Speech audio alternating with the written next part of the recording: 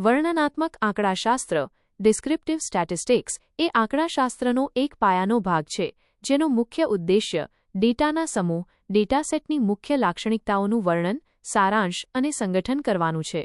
સરળ શબ્દોમાં કહીએ તો તે કાચા ડેટાને એવી રીતે રજૂ કરે છે કે તે સમજવા અને અર્થઘટન કરવા માટે સરળ બને. મુખ્ય ઉદ્દેશ્ય વર્ણનાત્મક આંકડાશાસ્ત્ર ડેટાના સમૂહ વિશે સ્પષ્ટ અને સંક્ષિપ્ત ચિત્ર પ્રદાન કરે છે.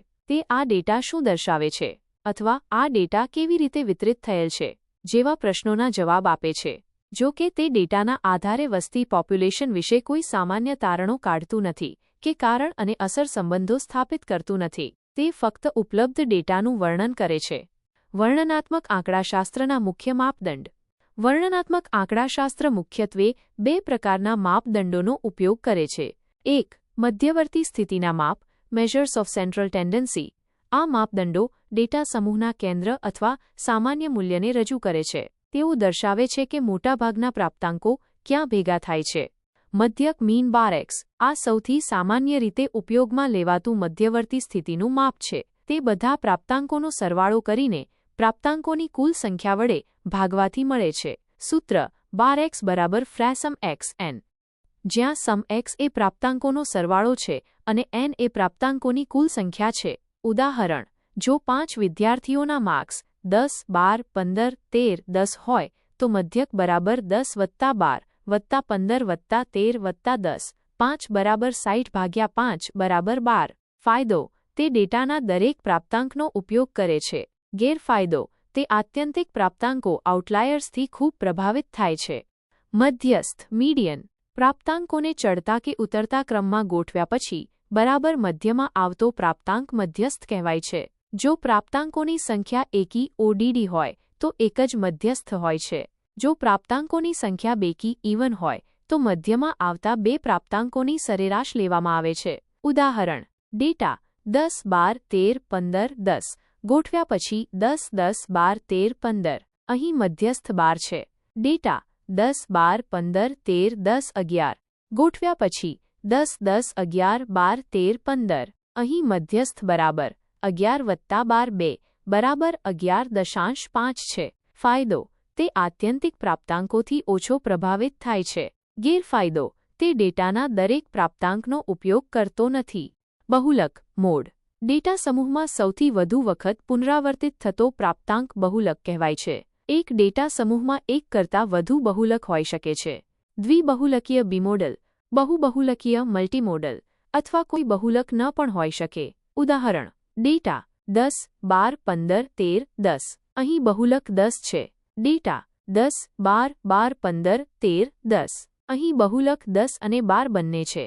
ફાયદો: તે નોમિનલ ડેટા માટે પણ ઉપયોગી છે, જેમ કે રંગ, લિંગ. ગેરફાયદો: ડેટા સમૂહમાં એક કરતાં વધુ બહુલક હોઈ શકે છે અથવા બિલકુલ ન પણ હોઈ શકે. 2. પ્રસારમાનના માપ મેઝર્સ ઓફ વેરિયેબિલિટી ડિસ્પર્શન. આ માપદંડો દર્શાવે છે કે ડેટાના પ્રાપ્તાંકો કેટલા ફેલાયેલા છે અથવા એકબીજાથી કેટલા ભિન્ન છે. વિસ્તાર રેન્જ. ડેટા સમૂહમાં સૌથી મોટા પ્રાપ્તાંકમાંથી સૌથી નાનો પ્રાપ્તાંક બાદ કરતા મળતી કિંમત. સૂત્ર રેન્જ બરાબર x અધોરેખિત mx minus x અધોરેખિત min. ઉદાહરણ: જો માર્ક્સ 10, 12, 15, 13, 10 હોય તો વિસ્તાર બરાબર 15 થી 10 બરાબર 5. ફાયદો: ગણતરી કરવી સરળ છે. ગેરફાયદો: તે ફક્ત બે આત્યંતિક પ્રાપ્તાંકો પર આધાર રાખે છે અને બાકીના ડેટાની ફેલાવાની માહિતી આપતું નથી. ચતુર્થક વિચલન ક્વાર્ટાઇલ ડિવિએશન QD. તે ડેટાના મધ્યના 50% પ્રાપ્તાંકોનો પ્રસાર દર્શાવે છે. તે Q અધોરેખિત 3 ત્રીજો ચતુર્થક અને Q અધોરેખિત 1 પ્રથમ ચતુર્થકના તફાવતને 2 વડે ભાગવાથી મળે છે. સૂત્ર QD બરાબર FSQ અધોરેખિત 3 માઇનસ Q અધોરેખિત 1 2. ફાયદો: આત્યંતિક પ્રાપ્તાંકોથી ઓછો પ્રભાવિત થાય છે. ગેરફાયદો: તે પણ ડેટાના બધા પ્રાપ્તાંકોને ધ્યાનમાં લેતું નથી. પ્રમાણભૂત વિચલન સ્ટાન્ડર્ડ ડિવિએશન SD સિગ્મા. આ સૌથી સામાન્ય અને વિશ્વસનીય પ્રસારમાનનું માપ છે. તે મધ્યકથી પ્રાપ્તાંકોના સરેરાશ વિચલનને દર્શાવે છે. એટલે કે પ્રાપ્તાંકો મધ્યકથી સરેરાશ કેટલા દૂર છે. ઓછું SD દર્શાવે છે કે પ્રાપ્તાંકો મધ્યકની નજીક ભેગા થયેલા છે, જ્યારે વધુ SD દર્શાવે છે કે પ્રાપ્તાંકો મધ્યકથી વધુ ફેલાયેલા છે. સૂત્ર સિગ્મા બરાબર SQ8 x -mu²2 વસ્તી માટે અથવા S બરાબર SQ8 x -12x²2 એક નમૂના માટે. ફાયદો: તે ડેટાના દરેક પ્રાપ્તાંકનો ઉપયોગ કરે છે અને ગાણિતિક રીતે મજબૂત છે. ગેરફાયદો: ગણતરીમાં થોડું જટિલ છે અને આત્યંતિક પ્રાપ્તાંકોથી પ્રભાવિત થઈ શકે છે. વિચરણ: વેરિયન્સ સિગ્મા²2 અથવા S²2 તે પ્રમાણભૂત વિચલનનો વર્ગ છે. તે ડેટાના પ્રસારનું બીજું મહત્વનું માપ છે જે ગાણિતિક ગણતરીઓમાં ઉપયોગી છે. સૂત્ર: સિગ્મા²2 બરાબર ફ્રેસમ x -mu²2 n અથવા S²2 બરાબર ફ્રેસમ x -12x²2 n 1. ફાયદો: ગાણિતિક ગણતરીઓમાં સરળતા પૂરી પાડે છે. ગેરફાયદો: તેનું એકમ મૂળ ડેટાના એકમના વર્ગમાં હોવાથી સીધું અર્થઘટન કરવું મુશ્કેલ બની શકે છે. અન્ય વર્ણનાત્મક રજૂઆતો: આવૃત્તિ વિતરણ ફ્રીક્વન્સી ડિસ્ટ્રીબ્યુશન દર્શાવે છે કે દરેક પ્રાપ્તાંક અથવા પ્રાપ્તાંકની શ્રેણી કેટલી વાર આવે છે. આલેખ અને charts graphs and charts. Histogram સંખ્યાત્મક ડેટાના વિતરણને દર્શાવે છે. બાર ચાર્ટ શ્રેણીબદ્ધ ડેટાની આવૃત્તિ દર્શાવે છે. પાઈ ચાર્ટ ડેટાના પ્રમાણસર વિતરણને દર્શાવે છે. લાઇન ગ્રાફ સમય જતાં ડેટામાં થતા ફેરફારો દર્શાવે છે. સ્કેટર પ્લોટ બે ચલો વચ્ચેના સંબંધને દર્શાવે છે.